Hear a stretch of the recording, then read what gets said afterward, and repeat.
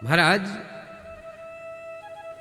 अभिमन्यु जब मारा गया, अभिमन्यु जब मारा गया तो यह प्रश्न कि भाई कि कृष्ण जी सब आप जानते हैं, अभिमन्यु मारा जाएगा, ऐसा होगा ऐसा होगा। तो भगवान बताते हैं अर्जुन से, देखो अर्जुन, इसमें ना तो अभिमन्यु का दोष रहा, ना तो इसमें तुम्हारा दोष रहा, इसमें तो दोष केवल और केवल हाँ उसकी मां द्रौपदी का। जो तुम कथा सुनाते गए, 6 वीर द्वार को तोड़ने की कथा तो सुनी, 7वें द्वार पर उसे निद्रा आ गई, इसके कारण वह सो गया। यह कथा नहीं शक्यता। ऐसी ही कथा को प्रहलाद जी बताते अपने मित्रों से कि मेरी मैया जब नारद जी के आश्रम पर थी, नारद जी ने उपदेश किया और मैं मां के पेट में, अपनी मां के पेट में नारद जी के द्वारा बताई गई कथाओं को श्रवण किया हूं। उस कथा का प्रभाव है, उस सत्संग का प्रभाव है जो मुझ में भगवत प्रेम का जागरण हुआ है। इसी के कारण बता रहे हैं, जब ऐसा हो तो यह नियम करे। अब नियम के विषय में बताए, फल लेकर खाए, फल दे करके अपनी पत्नी को बहुत समझाए, लेकिन फल न खाई। देखो परेशानियों की तो समस्या का निदान है, समस्या का निदान है, लेकिन समस्याओं में कुतर्क की स्थितियों का कोई समाधान है क्या? भाई तर्क का उत्तर हो सकता है, लेकिन कुतर्क का कोई उत्तर होता? ऐसा हुआ तो हाँ कुछ लोग चलने के पहले ही इतना ही सोच डालते हैं कार्य कैसे किया जाए। वैसे ही धुंधुली भी अनेक सारी, एक शाखा से अनेक शाखा वार्ता करती है। वो कहती है क्या, पहले तो ये बताओ फल खाने से कोई बच्चा बच्ची होता है? बेटा बेटी किसी को फल खाने से होगा? भैया हमें लगता है वो कथाओं को श्रवण नहीं की थी। हाँ कथाओं को श्रवण नहीं की है, क्योंकि महारानी अयोध्या की तीनों रानियों ने हाँ खीर खाया। स्कंद पुराण की कथा आया करती है, साधु वैश्य की उसकी पत्नी ने भगवत प्रसाद पाई। अरे भैया यदि इतना न होता तो हमारी मैया, आपकी मैया मंदिर मंदिर मंदिर ही नहीं, वृक्षों के पास जा जा करके आंचल फैला फैला करके याचना करती है, ए महारानी, ए कुलदेवी, ए जगत जननी, ए फला देवता, ए गृह देवता, ऐसी एक कृपा बरसाओ। महाराज उसे हमें लगता है महाराज जी के द्वारा कभी कथा सुनी नहीं थी। वो कहती फल खाऊंगी,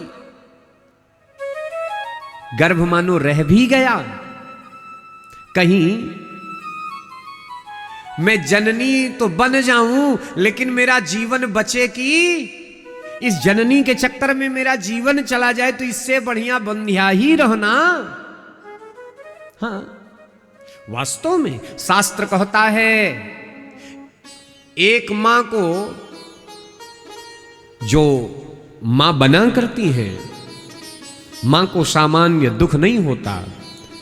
शास्त्र कहते हैं जब वह किसी शिशु को जन्म देती है तो उसका पुनर्जन्म होता है। शिशु का ही जन्म नहीं, उस मां का भी पुनर्जन्म होता है, मां का भी पुनर्जन्म होता है। बहुत पीड़ा, सत वृश्चिष्ट डंकश्च यह पीड़ा सानुभूयते। 100 भिक्षु एक साथ डंक उठाएं, डंक उठा करके एक जगह पर मारे चोर, डंक मारे, और डंक मारने से एक साथ जितनी पीड़ा 100 भिक्षु के मारने से होती, उतनी पीड़ा उन जननी को हुआ करती। लेकिन केवल इन सारे दुखों को वो जननी कहलाने के कारण, कुल का मंगल चाहने के कारण, कुल दीपक देने के कारण इन दुख को वो दरकिनार करती हुई, पहाड़ जैसे ऐसे असह दुख को सहती हुई हम आपको प्रसन्नता प्रदान करती है। धन्य है यह जननी, धन्य है जननी। लेकिन वह धुंधुली विचारों की इतनी मलिन थी, कहीं गर्भ टेढ़ा हो गया, मर गई, महाराज को तो बेटा बेटी की लगी,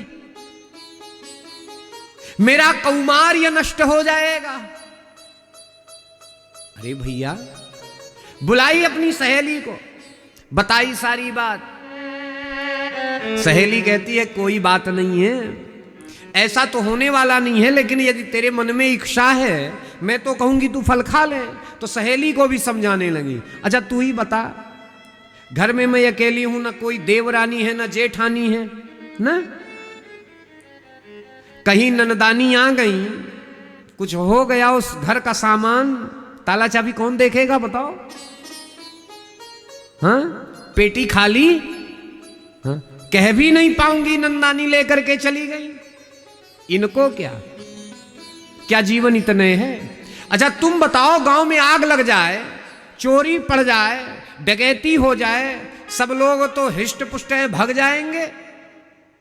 मेरे शरीर पर तो दो दो भार होगा, उस शिशु का भी भार, गर्भस्थ शिशु का भी भार, और मेरा भार भार ही है, भग पाऊंगी?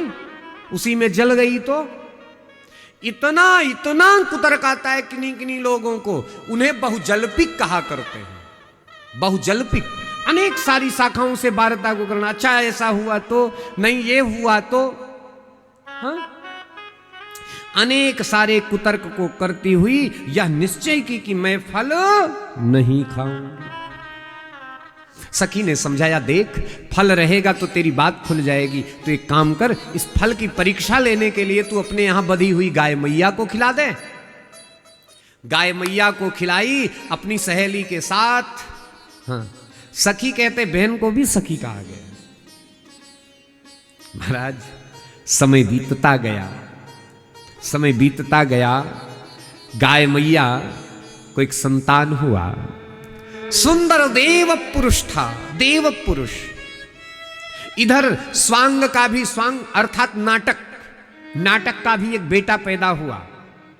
जो उसकी सहेली बहन थी वे लाई, हाँ, चोरी चोरी बैठी, बैठ करके घर की स्थितियों में ऐसा डोरा डाला कि सब कुछ ब्राह्मण देवता का मंगल होने जा रहा है। किलकारी की तो आवाज गूंजी, लेकिन वह किलकारी बनावटी रही, और बनावटी किलकारी अपने व्यवहार को दिखाई। इधर हुआ बेटा हुआ, बेटा हुआ, आत्मदेव महाराज को धुंधुली फूले नहीं समाये, आत्मदेव की प्रसन्नता का था ही नहीं लगा। वो महाराज क्या खुशी, क्या खूब दान, खूब वैभव, और धुंधुली देख देख करके मन मन ईर्ष्या करे कि ये महाराज को क्या हो गया है, लोकपति थोड़ी बेटा हुआ है।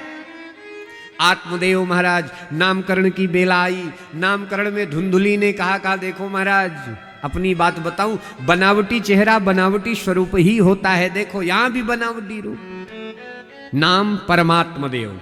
धुंधुली गुस्से में आ गई, महाराज अरे ऐसा करते, दुख सहने को मैं, इसकी पवित्रता, स्नान, शयन, जागरण सारी व्यवस्था करने को मैं, और नाम आपके नाम से नहीं, नहीं इसका नाम मेरे नाम से महाराज जी शोधिए। धुंधुली के उस स्वांग बेटे का नाम पड़ा धुंधुकारी। धुंधुकारी, हाँ? जो धुंधुली की संतान धुंधकारी हो। समय बीतता गया, इधर जो देव पुरुष जन्म लिया था गाय मैया के उदर से, उसका नाम रखा गया गोकर्ण, और धुंधकारी बाल्यकाल से ही कीर्ति दिखने लगी। एक नामी हुआ, एक नामी हुआ और एक चोर हुआ, एक भक्त हुआ एक अपराधी हुआ, एक सदाचारी हुआ एक कुमार्गी हुआ। हाँ? गोकर्णो पंडितो ज्ञानी धुंधुकारी महाखलह।